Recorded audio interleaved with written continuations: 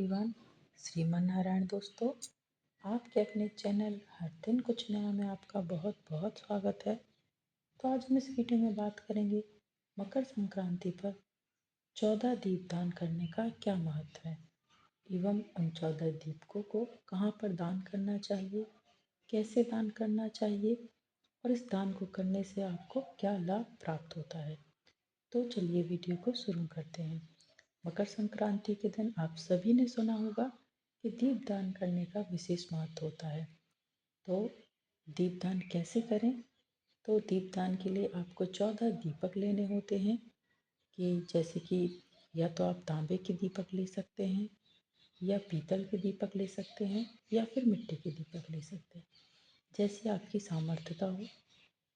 यदि आपकी आर्थिक स्थिति बहुत अच्छी है तो आप 14 पीतल के या तांबे के दीपक ले सकते हैं या फिर आप मिट्टी के दीपक ले सकते हैं। दीपक नए होना चाहिए, मतलब पुराने दीपक नहीं यूज़ करना है कि जो दीपावली पे दीपक जलाए हैं, यूज़ किए हैं, उनको दान नहीं करना होता। जब भी हम कोई भी चीज़ दान करते हैं तो वो नई ही होनी चाहिए। पुरानी चीज़ों का दान करना शुभ नहीं माना जाता है। तो आप 14 दीपक ले लीजिए, या तो मिट्टी के ले लीजिए या फिर आप मिट्टी के भी नहीं ले सकते हैं तो आप आटे के दीपक बना लीजिए। ठीक है, तो 14 आटे के दीपक बना लें या मिट्टी के ले लें। अब संक्रांति के दिन तिल का दान करना विशेष फलदायी होता है, तो दीपक में तिल का तेल ही डालें। ठीक है, यदि तिल का तेल नहीं है तो आप सरसों का भी डाल सकते हैं, या घी के दीपक दान करना चाहते हैं तो घी भी डाल सकते हैं। और उसमें थोड़ी थोड़ी सी तिल जरूर डाल लें, क्योंकि संक्रांति के दिन तिल का दान करने का विशेष महत्व होता है। तो तिल का तेल नहीं डाल सकते हैं तो प्रत्येक दीपक में थोड़ी थोड़ी सी 4-4 दाने या 8-8 दाने तिल के डाल लीजिए। ठीक है, तो ये आपके दीपक हो गए 14 दीपक। अब बात करते हैं कि इन दीपकों को कहाँ कहाँ पर दान करना है। तो सबसे पहला जो दीपक है, उस दीपक को हमें अपने घर के मंदिर में, जहाँ पर हमारे ठाकुर जी विराजमान होते हैं, वहाँ पर दान करना है। तो सबसे पहला दीपक अपने घर के मंदिर में दान करना है। फिर दूसरा दीपक हमें तुलसी मैया के पास, क्योंकि हम सभी के घर आंगन में तुलसी माता निवास करती हैं। तुलसी माता का एक छोटा सा गमला होता है जो हम लोग लगा के रखते हैं। तो दूसरा दीपक हमें तुलसी माता के पास रखना है, क्योंकि तुलसी माता की कृपा हमारे जीवन में बहुत ही ज़रूरी है। तुलसी माता के पास दीपक रखने से माँ लक्ष्मी जी और विष्णु जी की कृपा भी हमें प्राप्त होती है।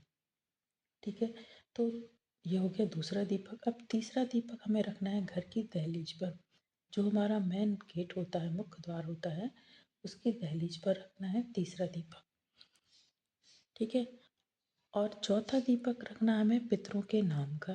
पितरों के नाम का दिया दिया हमेशा दक्षिण दिशा की तरफ मुँह करके रखा जाता है। तो ये हमें याद रखना है कि जब भी पितरों के नाम का दिया रखें, वो दक्षिण दिशा की तरफ मुँह करके ही रखें। ठीक है, अब बात करते हैं अगले दिए की, यानी कि पांचवा दिया रखना है नदी तालाब के किनारे, मतलब बहते हुए जल में।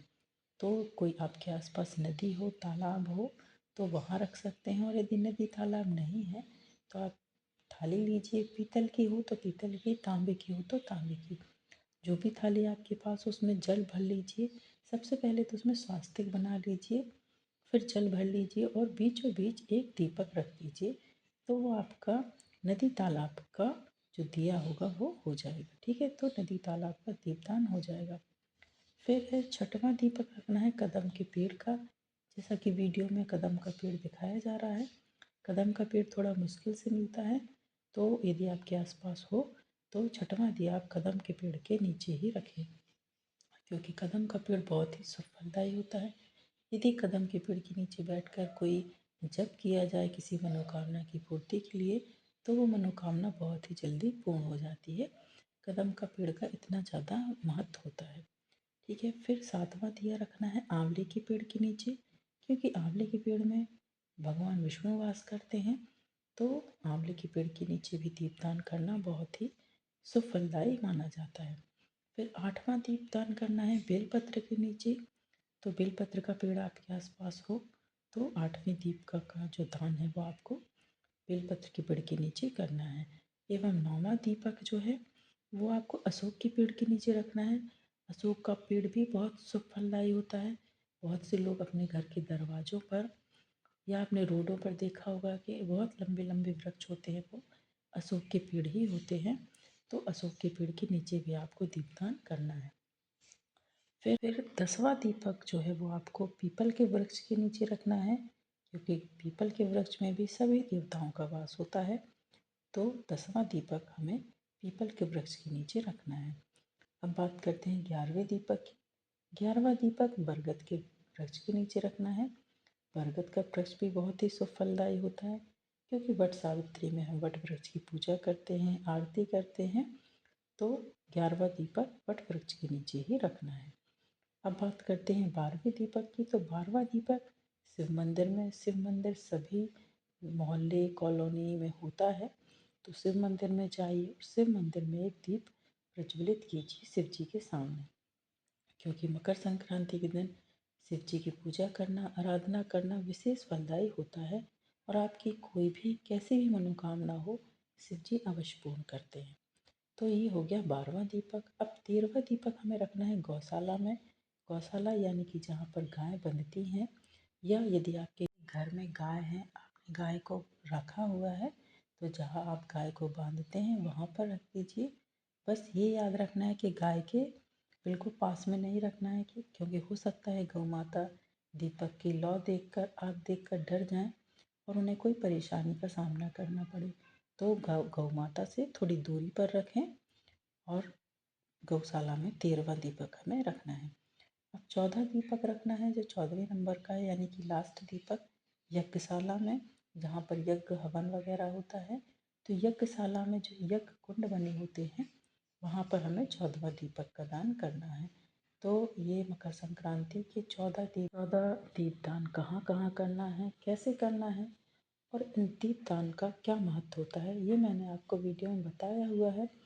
हाँ, बस ये याद रखना है आपको कि जो दीपदान है वो ज़रूरी नहीं कि जो मैंने क्रम से बताया है उसी क्रम में रखना है।